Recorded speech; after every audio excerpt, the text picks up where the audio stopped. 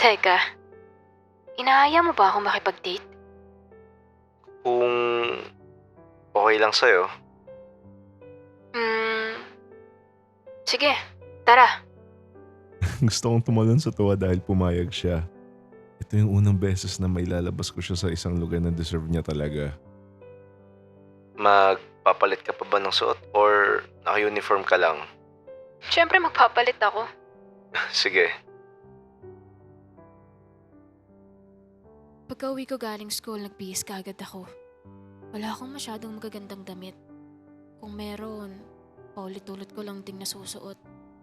Yaan mo na. Sabi ni Ralph, susunduin niya raw ako.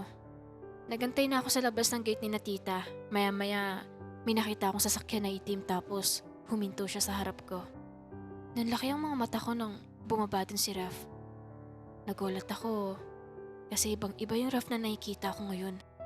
Sa forma niya, nagmukha siyang mayaman. Tapos idagdag mo pa na bagong gupit siya. Grabe, dinaig mo pa ako sa forma mo ah. Mas nagmukha ka pang mayaman kaysa sa akin. Ayos ba? Bagay sa'yo. Okay lang to. Ewe, mukhang bago pa ah. Ang ganda ng napili ko, no? Oo nga eh. Lalo ka tuloy gumapo. Ikaw din. Ang ganda mo. Kahit ganito lang suot ko. Wala naman mali sa suot mo, ah. Bagay nga sa'yo, eh. Lalo na yung bag na binili ko para sa'yo. Teka nga, kaninong sasakyan yan? Nag-grab ka? Hindi. Sa Boston ng papa ko. Pinahiram kay papa tapos pinahiram sa akin. Ayos lang ba yun? Oo. Tara sa loob. Pinagbuksan ako ng pinto ni Raf. Natagulat ako kasi meron pala siyang kasamang driver. Uy, may driver din? Isa sa driver ng boss ng papa ko. Oo nga sa. Parang anak ka na din pala ng boss ng papa mo. Ngayon lang yan. Sa susunod di na pwede. Nang makarating kami, halos mapanganga ako. Ngayon lang ako nakapunta sa ganitong lugar. Pagpasok namin sa lobby, sobrang lamig at ang bango ng paligid. Seryoso ka nandito talaga yun? Oo. Bakit? Wala naman.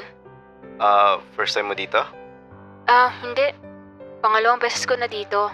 Dito kami kumain ng mom ko nung umuwi siya ng Pinas. Ganun ba? First time ko lang talaga dito. Alam ko tong lugar na to pero hindi pa ako nakakapasok dito. Mahal kasi tong hotel na to. Hindi ko afford. Eh syempre, kaya ako sinabing second time ko na dito. Baka isipin ni Raf na mayaman ako tapos hindi ko pa na-try dito. Habang nag-aantay kami ng order, hindi ko maiwasang pagmasdan si Chloe. Nakatingin siya sa paligid tapos manghang-mangha. Alam ko naman talaga na first time niya lang dito. Kahit di niya sabihin, halata sa kilos niya. Gusto mo bang picturean kita? Kaso itong Xiaomi lang yung dala kong phone eh. Medyo malabo na yung camera kasi nagasgasan na. Hindi ko nadala yung iPhone ko eh. Eh di, iPhone ko na lang gamitin mo. May iPhone ka pala? Regalo ng tatay ko nung nag-birthday ako. Sige picturean mo ko. Nag-umpisa na siya mag-post. Nakasmile, nakawaki, at kung ano-ano. Habang pinipicturean ko siya, hindi ko maiwasang mapangiti. Ang cute niya kasing tignan.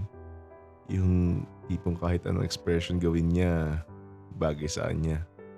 Okay na. Ang dami na niyan, ah. Patingin? Nagulat ako nang bigla niyang ilapit yung phone sa tabi ko.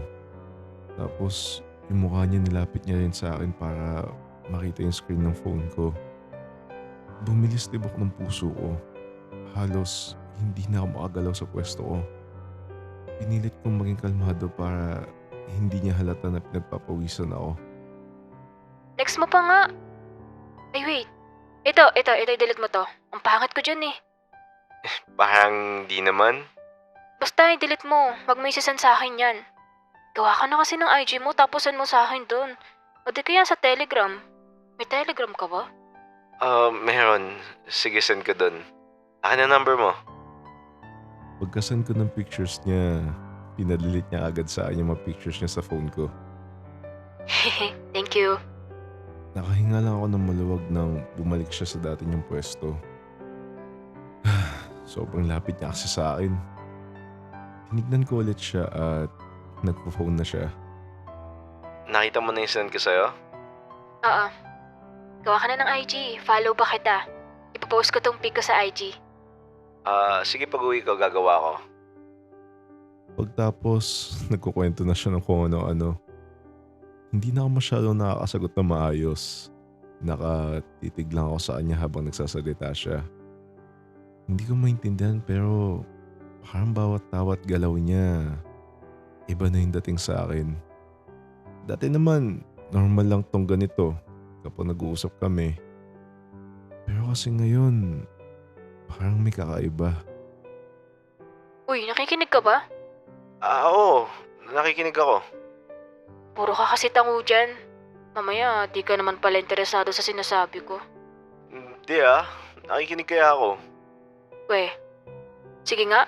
Ulitin mo nga lahat ng sinabi ko. Ha? Sa dami ng kwento mo, hindi ko alam kung saan ako mag-uumpisa. Kain ka na lang muna dyan. Tuloy mo mamaya kwento mo after nito. Matapos ang dinner, inhatid ko na siya pauwi sa bahay nila. Raf, thank you ah. Ikaw naman ililibre ko bukas. Sige. Thank you din. Nag-enjoy ako. Kasama ka. Ako din. Pasok na ako. Pagka-uwi ko, hindi ko pa rin matanggal yung ngiti sa mga labi ko. Yung mga picture na pinadelete niya sa akin sa phone ko, na-recover ko yun. Hindi ko alam kung bakit ko ginawa yun. Basta, masaya lang ako na may picture siya ngayon sa phone ko. Son? Dad, kanina pa po kayo? Ngayon lang. Sino ba yung tinitignan mo sa phone mo at nakangiti ka pa? Ano po kasi, may nakilala po ako. Babae? Opo. Classmate ko po. Si Chloe po. Sinunod mo ba yung mga payo ko sa'yo? Opo dad. Hindi niya po alam na may kaya po tayo. At saka, kakauwi ko lang po ngayon galing sa gala namin. So, date? Parang ganun na nga po. Kailan ko ba makikilala yan?